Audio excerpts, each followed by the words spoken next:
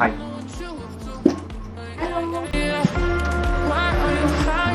চারজন। এটা এন্ট্রি। এই লতাছে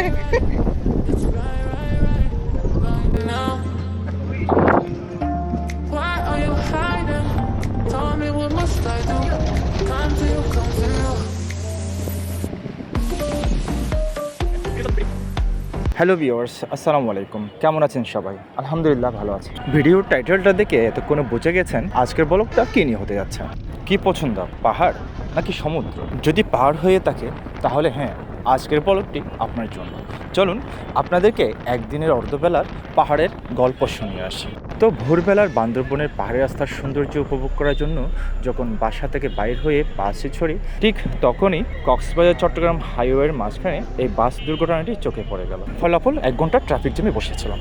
সবাই সাবধানে ড্রাইভ করবেন। অবশেষে এই বিরক্তিকর জ্যাম থেকে মুক্তি নিয়ে যখন বান্দরবনের পাহাড়ি রাস্তার দূষণমুক্ত বাতাসে একটু শান্তির নিঃশ্বাস নিচ্ছিলাম, ঠিক তখনই এই বাসটি পরিবেশটা দূষণ করে দিয়ে চলে গেল। ফাইনালি নির্ধারিত সময়ের 1 ঘন্টা লেটে আমি পৌঁছে গেলাম আমাদের আগে থেকে বুক করে রাখা হোটেল রুমে, যেখানে আমার ওয়াইফ সহ ওরা 3 জন অপেক্ষা করছিল আমার। যেহেতু আমি ওদের সাথে ঢাকা থেকে জয়েন করিনি, আমি আমার গ্রামের বাড়ি কক্সবাজার থেকে জয়েন করেছি। তো সবাই মিলে কিছুক্ষণ টাইম স্পেন্ড করার পরে আর দেরি না করে একসাথে বেরিয়ে পড়লাম বান্দরবনের নৈসর্গিক সৌন্দর্য উপভোগ করার জন্য। আমাদের পূর্ব নির্ধারিত প্ল্যান অনুযায়ী প্রথম গন্তব্য ছিল the golden temple of Bandarban. কিন্তু দুঃখের বিষয় এবং আমাদের ব্যাড লাক হচ্ছে বান্দরবনের স্বর্ণ মন্দিরটা আগে থেকে বন্ধ ছিল, যেটা আমরা যেতে যেতে জানতে পারলাম সিএনজিওয়ালা মামার থেকে। আপনারা যারা বান্দরবনে ভ্রমণ আসবেন এবং প্ল্যান করে রাখছেন যে গোল্ডেন টেম্পল এক্সপ্লোর করবেন, অবশ্যই আপনারা গোল্ডেন টেম্পলটাকে আপনাদের প্ল্যান থেকে মাইনাস করে অন্য কোনো স্পটকে আপনারা অ্যাড করে নেবেন। যেহেতু আমাদের প্রথম প্ল্যানটা নষ্ট হয়ে গেছে, তাই আমরা এই সময়টাকে উপভোগ করলাম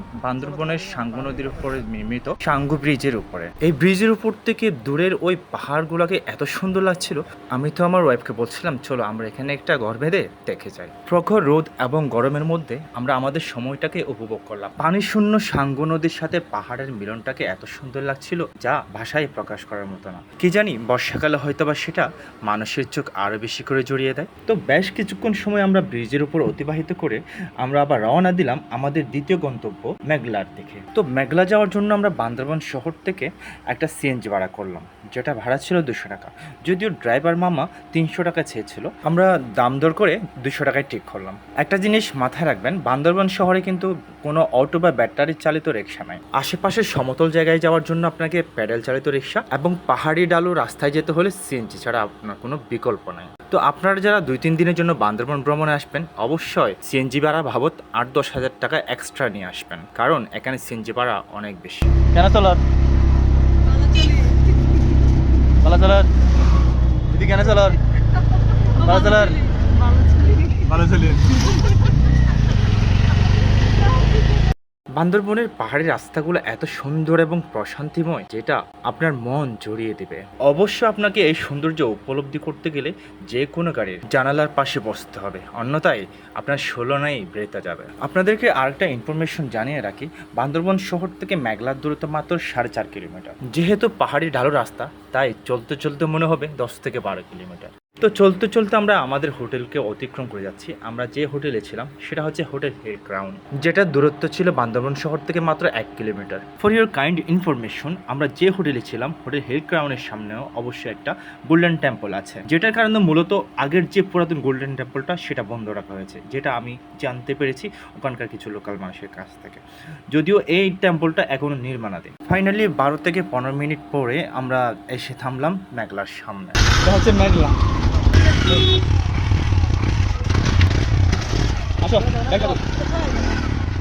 যেহেতু মেঘলায় ঘোরাঘুরি করার পরে আমাদের বিকেলবেলায় আরেকটা প্ল্যান আছে, সেহেতু এখানে আর সময় নষ্ট না করে ডাইরেক্ট চলে গেলাম হচ্ছে টিকিট কাউন্টারে।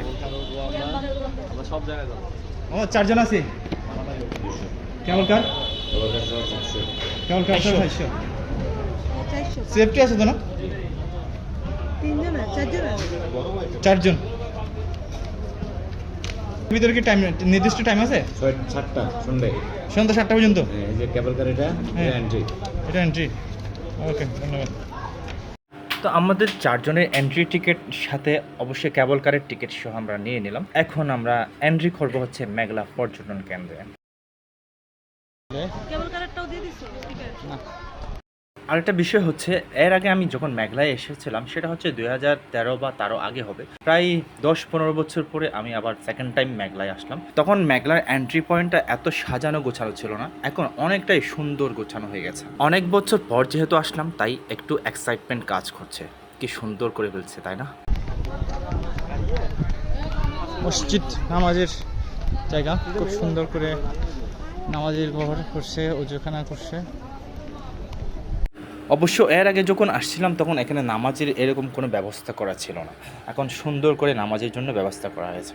আর এই ফাঁকে আপনাদেরকে এই যে বললাম, আমার মধ্যে একটু এক্সাইটমেন্ট কাজ করছে, যেহেতু অনেক বছর পরে তাই আমার নিজের এক্সাইটমেন্টটা আপনাদেরকে দেখিয়ে দিলাম। তাহলে চলুন নিচে যাওয়া যাক, নিচে গিয়ে আপনাদেরকে ডিটেলস দেখাচ্ছি। আপনাদেরকে একটা বিষয় জানিয়ে রাখি, পাহাড়ে উঠতে যেমন কঠিন, পাহাড় থেকে নামতে তার চেয়ে বেশি কঠিন। কারণ হচ্ছে নিজের শরীরের সমস্ত ব্যালেন্সগুলো নিজের পায়ে চলে আসে, তাই ব্যালেন্স ঠিক রাখা অনেক টাফ হয়ে যায়।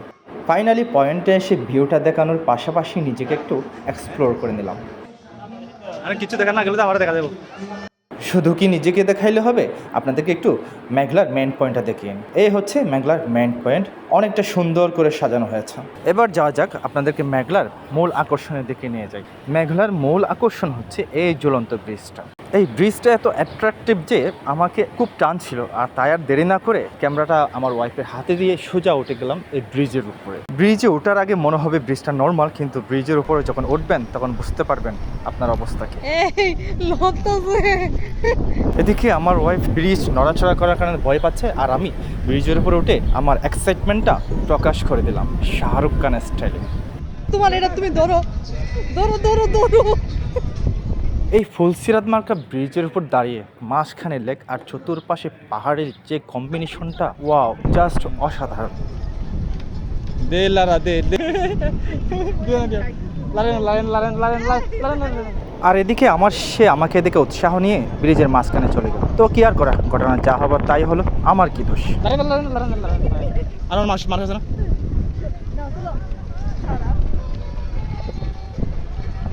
দেখা ওই কাছে যায় আমার কাছে। তো ব্রিজের উপরে আমরা আর বেশ কিছুক্ষণ কোয়ালিটিফুল টাইম স্পেন্ড করলাম। তো আরও বেশ কিছুক্ষণ এখানে থেকে অনেকক্ষণ ছবি ভিডিও নেওয়ার পরে আমরা গেলাম হচ্ছে ব্রিজের ওই পারে। ব্রিজটা দেখে মনে হতে পারে একটা নরবরে ব্রিজ, ভেঙে যেতে পারে বা ছেড়ে যেতে পারে, কিন্তু না, ব্রিজটা অনেক স্ট্রং, অনেক মানুষ একসাথে উঠতে পারে, যাতায়াত করতে পারে, এপারে ওপারে যেতে পারে। তো ব্রিজের পাড়া তো গেল, এবার আসা যাক লেকের ওই পারের কথা। ব্রিজের ওই পারে লেকের ধারের অংশটা যে এত সুন্দর করে সাজিয়েছে, এখানে তো একটা লাভ পয়েন্ট করছে, এটা তো জোস হয়েছে আসলে। আর এমন একটা সুন্দর পয়েন্টে নিজের প্রিয় মানুষের সাথে যেমন ছবি না তুললে হয় না, ঠিক তেমন নিজেকে এক্সপ্লোর না করলেও মানানসই হয় না। ঝুলন্ত ব্রিজ এবং লেকের ধারের পয়েন্টের কথা তো গেল, এবার যাওয়া যাক কেবল কারের পয়েন্টে। একটা বিষয় জানিয়ে রাখি, আমি কিন্তু লাইফের ফার্স্ট টাইম কেবল কারে জার্নি করব। এর আগে কোনো সময় কোনো দিন কোথাও কেবল কারে জার্নি করা হয় নাই। কেবল কার এদিক দিয়ে যায়, এই কেবল দিয়ে ওই মাথায় মনে হয় যায়, ওখান থেকে আবার বেকার। চলুন তাহলে আপনাদেরকে নিয়ে যাওয়া যাক যেখান থেকে কেবল কার স্টার্ট করবে সেই পয়েন্টে। ওখানে এসে দেখলাম অনেক সিরিয়াল আছে, একটা কেবল কারে সর্বোচ্চ মেবি 4 থেকে 5 জন মতো ক্যারি করতে পারবে। তো আমরা অনেকক্ষণ সিরিয়ালে অপেক্ষা করলাম, সিরিয়ালে অপেক্ষা করার পরে আমাদের পালা ফাইনালি চলে আসছে। চলুন তাহলে আপনাদেরকে সহ নিয়ে কেবল কারে করে ঘুরে আসি। যেখান থেকে আমরা কেবল কারে উঠবো সে পয়েন্টে যে এত বিকট শব্দ জেনারেটরে খুব বিরক্তিকর লাগছিল। যাই হোক, ফাইনালি আমরা উঠে গেলাম। আরেকটা বিষয় হচ্ছে, তার সাথে আমার অনেক কিছুই লাইফে ফার্স্ট টাইম হয়। আজকেও কেবল কারে যেমন আমার লাইফে ফার্স্ট টাইম, তার সাথে ওইটাই ফার্স্ট টাইম। ঠিক যখন লেকের মাঝখানে আসলাম, চারদিকের দৃশ্যগুলা, লেকের ভিউগুলা যে এত জোশ লাগছিল, সত্যি অসাধারণ লাগছিল। তার সাথে যেহেতু আমার এটা ফার্স্ট টাইম, তাই অন্যরকম একটা অনুভূতি ফিল হচ্ছিল। কিন্তু দুঃখের বিষয়, দেখতে তো পাচ্ছেন সে তার নিজের মতো আছে আর আমি নিজের ধান্দায়। আর এখান থেকে ঝুলন্ত ব্রিজের দৃশ্যটি যে এত জোশ, সত্যি আপনার মনকে একদম আনন্দিত করে দিবে। আর এখনো পর্যন্ত যারা মেঘলায় যান নাই, তারা অবশ্যই একটা জিনিস জেনে রাখবেন, এখানে 2টা ঝুলন্ত ব্রিজ আছে। ফাইনালি এমন একটা রোমাঞ্চকর জায়গায় এসে তার দৃষ্টি আমার প্রতি আকর্ষিত। তাকে দেখলে বোঝা যায় সেও কিন্তু অনেক হ্যাপি, কারণ তারও এটাই ফল। অবশেষে আমরা এসে পৌঁছালাম আমাদের এন্ড পয়েন্টে। চলুন আপনাদেরকে কেবল কারে এক্সপেরিয়েন্সটা শেয়ার করব। ওই লাইফের ফার্স্ট টাইম কেবল কার, শুনছো? লাইফের ফার্স্ট টাইম কেবল কারে চড়ছি, মনে হয়েছে কেবলে অটোতে করে গেছি। আশা করি বুঝতে পেরেছেন আমার কেবল কারের এক্সপেরিমেন্টের অবস্থা। তো যাই হোক, কেবল কার শেষ করে একটা সুন্দর পয়েন্টে যখন এসে দাঁড়ালাম, এমন একটা সুন্দর পয়েন্ট, এমন একটা সুন্দর ভিউতে নিজেকে আরেকটু এক্সপ্লোর না করলে কি আর চলে, তাই সুযোগে একটু নিজেকে এক্সপ্লোর করে নিলাম। যখন কোনো মানুষ থাকে না, একা একা সেলফি তুলি।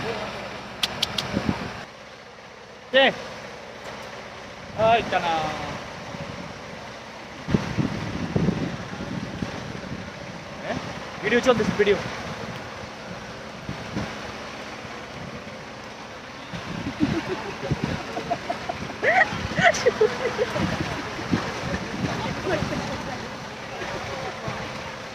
তো এই পাশে আমরা প্রায় 2 ঘন্টা মতো আমাদের টাইম স্পেন্ড করার পরে আমরা এখন যাব হচ্ছে আরেক পাশ, যে পাশ দিয়ে আরেকটা ঝুলন্ত ব্রিজ আছে, সেই দিকে এখন আপনাদেরকে নিয়ে যাব। তাহলে চলুন দেখতে থাকুন। অবশ্যই এখন আপনাদেরকে যে পাশে নিয়ে যাব সেদিকে কিছু বন্যপ্রাণী সংরক্ষিত করা আছে, সেগুলোও আপনাদেরকে দেখিয়ে নেব। তাহলে আর কথা না বাড়িয়ে চলুন ওখানেই ডিরেক্ট চলে যাওয়া যাক। এই যে ভালো দেখছো কেমন ঘুমাইতেছে। কালো কালো বিরক্ত করলে কি হবে? বান্দরবন আসবো কিন্তু বান্দর দেখবো না, তা কি হয়? সাথে আপনাদেরকেও বান্দরগুলো দেখিয়ে দিলাম। যদিও ওপেন কোনো বান্দর দেখতে পাইনি, এই খাঁচায় বন্দি বান্দরগুলো দেখে সন্তুষ্ট হয়ে গেলাম। ওরা কি করুন অবস্থা আছে, কি দুর্বল দেখো। ও আল্লাহ, ওই চামড়া ছিঁড়ে গেছে, এগুলোর কোনো পরিচর্যা করে না মনে হয়। ও মাই গড, এগুলার চামড়া ছিঁড়ে গেছে, বুঝছো? ওগুলো কোনো পরিচর্যা নেই।